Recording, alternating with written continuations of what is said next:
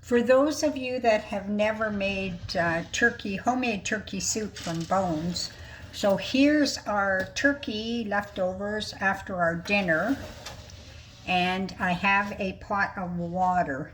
So what I'm going to do is pick out any white meat. Bones and fat I'm going to throw into the pot. Legs, I'm going to pick off the meat.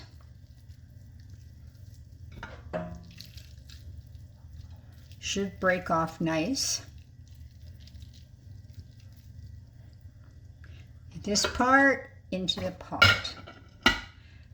These little tiny bones like this, no. Too small. Choke to death. Another way that I've done this is I've put my all the bones in cheesecloth, and then here's the skin. I'm going to throw that in, and then when you're after boiling it for a couple of hours, then you can just pick out the bones by picking up the cheesecloth, and you're all done. So all this skin crap, I don't want it. I don't like nasty old skin, but I want to put it into my soup. So all this I'm going to pick bones into the soup.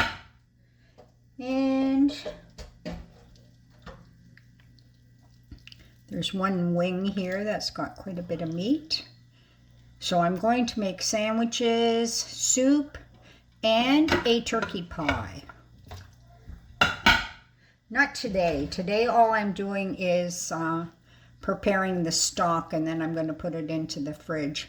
You can put the entire thing into the fridge after you're done with your dinner and do the stock the next day. So that's pretty much it for the meat. Take the rack out of here. So this is what's left. There's a little bit of meat, but it's mostly bones. So I'm going to throw all of this into my soup pot. Like I said, small little bones, flat little bones, I'm not going to. I don't want anybody choking on those. And if you can see here, there's some broth at the bottom that could have been used for gravy. But since we didn't use it for gravy, I put it into my pot with the water. Now this is going to simmer for a couple of hours. A lot of people put celery, carrots, onion in with it and then throw them out. I don't, because I don't like throwing stuff away. I'm just going to boil the bones and I'll prepare the rest of it tomorrow. So the boiled bones has sat overnight, and the fat has solidified on the top. So what I'm doing is just scraping it with a spoon and taking out as much of the fat as I can.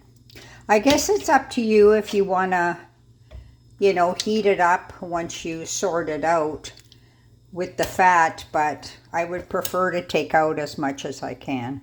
Here's the broth that has come out of boiling the bones, and what I did was I just dumped it into the strainer. So what I'm going to do now, I'm going to put this broth back in the pot, but I'm going to put the strainer over here and I'm going to pick through it.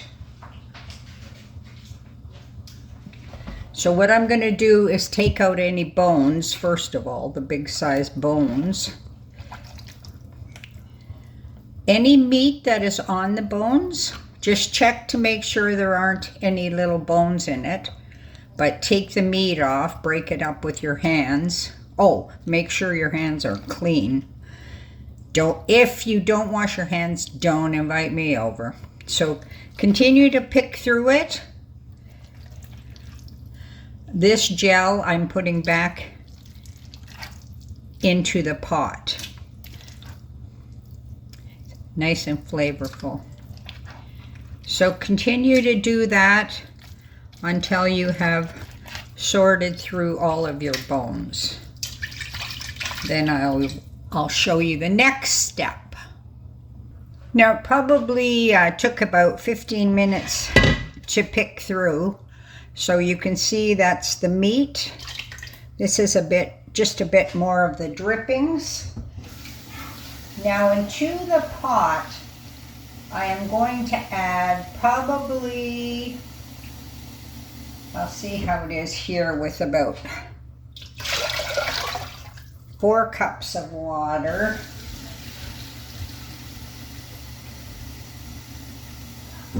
So I'm going to add about 6 cups of water to that. And I have Aurora chicken cubes because they're gluten-free. So I'm going to put in 3 of those.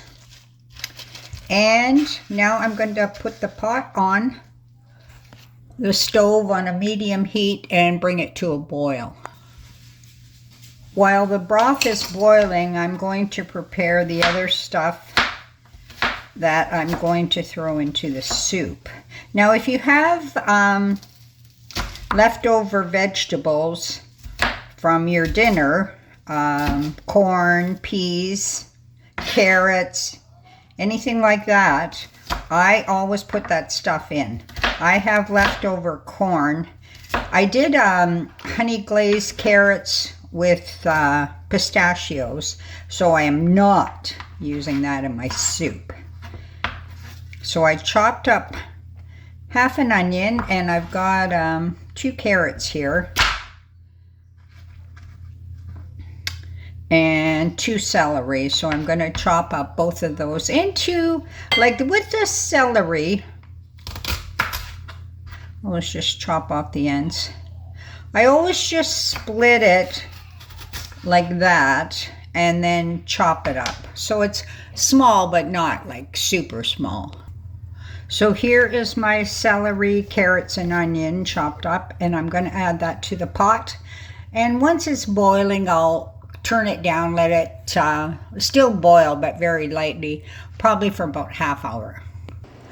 The soup has been simmering for about half hour, so vegetables are pretty tender.